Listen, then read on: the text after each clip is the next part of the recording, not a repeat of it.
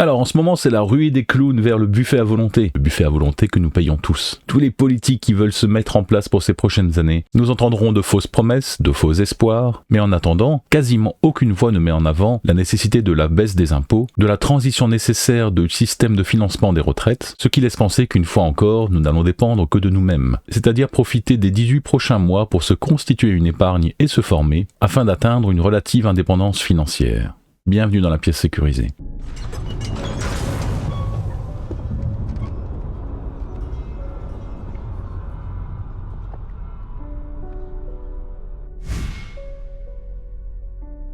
Alors vous avez certainement entendu Madame Borne, qui pour rappel est elle la responsable du fait que le passage à la retraite a été repoussé de 2 ans, qui ouvre maintenant la voie à une potentielle suspension, histoire de sortir de l'impasse politique actuelle. Vous n'avez pas l'impression que c'est juste un voile de fumée. Le débat devrait à mon sens porter davantage sur la mise en place d'une transition vers la retraite par capitalisation. Autrement dit, comment former les nouveaux travailleurs à ce qu'ils puissent eux-mêmes bénéficier de la retraite et choisir eux-mêmes le moment où ils décideront de partir à la retraite avec l'argent qu'ils auront économisé au fil des mois. Et plus tôt on s'y prend, mieux c'est. Parce que là, en attendant, cet artifice pour créer de faux espoirs a déjà un impact financier mesuré à plusieurs milliards, voire plusieurs dizaines de milliards. Autrement dit, il est clair que ce ne sera pas mis en place. Et Olivier Faure saisit l'occasion pour la placer comme condition à une non-censure d'un futur gouvernement. Mais il exprime quand même des doutes en disant que nous n'avons aucune assurance sur la réalité de cette suspension. Donc autrement dit, il la met en avant en disant « c'est une condition sine qua non ». Mais bon, en même temps, on ne sait pas trop si on va réussir. Et bien pourquoi ? Eh bien parce qu'il faut toujours faire un zoom arrière et voir ce qui se passe en Europe. Nous ne sommes pas indépendants de ce qui se passe en Europe et des décisions prises par la Commission européenne. La plupart des pays ont en effet repoussé l'âge de la retraite pour soi-disant faire face au vieillissement de la population. Bah oui, il faudrait pas qu'on profite d'1 ou 2 années de plus à la retraite,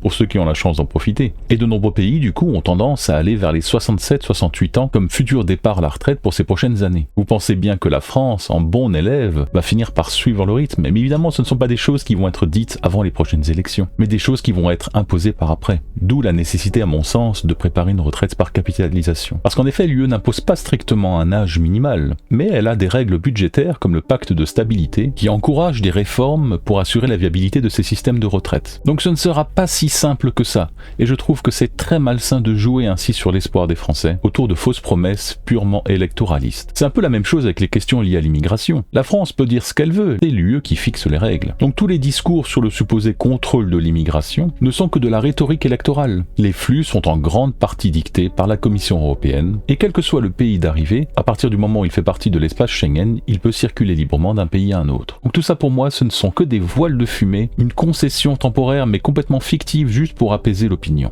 Et je pense donc qu'il faut rester attentif à ce qui est important pour nous, assurer notre avenir, en se créant une petite épargne. Ça commence par quelques centimes, puis par quelques euros, et d'un coup vous avez peut-être 10, 50, 100 euros, et vous pouvez commencer à faire quelque chose. Il me semble important de commencer à vous former également, pour commencer à maîtriser les très nombreux outils qui vous permettent de placer votre argent, et d'obtenir un rendement bien supérieur à ce que vous propose un simple livret A. Quelle que soit la période, il y a toujours des choses intéressantes à faire. Je pense qu'il est important de mettre une partie de nos fonds en dehors de la zone euro, pour se prémunir de l'inflation qui va remonter grandement, puisqu'à force de faire des clowneries comme ça en France, on va tout simplement subir les conséquences par une inflation plus ou moins cachée. Donc un moyen, c'est de protéger cet euro en le transformant en quelque chose qui sera plus durable. Ce peuvent être des matières précieuses par exemple, mais également de la crypto-monnaie ou simplement une autre monnaie un peu plus stable, comme le dollar ou le franc suisse. Il s'agit simplement de faire des placements comme ceux par exemple que j'ai fait, et la voyez en 1 an sur Interactive Brokers, sans utiliser le moindre effet de levier. On peut avec un peu de patience et en faisant quelques bons choix, arriver à des pourcentages d'intérêt qui sont très intéressants. Et comme vous le voyez, bien supérieurs à ce qu'offre un livret A en France. Et c'est accessible à tous. Évidemment, je détaillerai tout ça dans les prochains temps. J'essaierai de faire à présent une vidéo tous les 3 jours